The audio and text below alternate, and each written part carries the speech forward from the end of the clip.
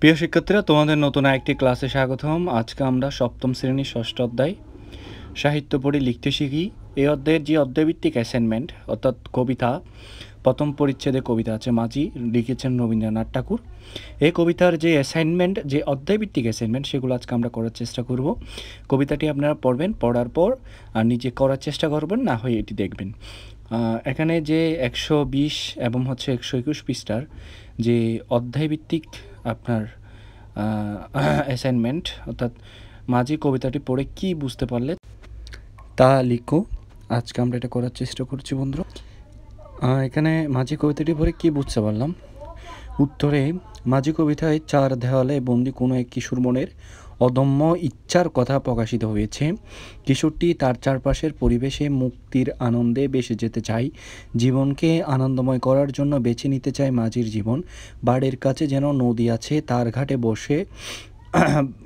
ঘাটে বাঁশের কুটির সঙ্গে অনেক ডিঙি বাঁধা থাকে।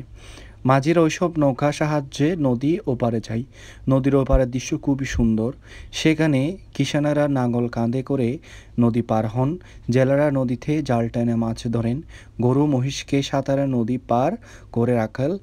রাতের বেলা ঝাউগাড়া ডাঙ্গায় শিয়াল ডাকে, সেই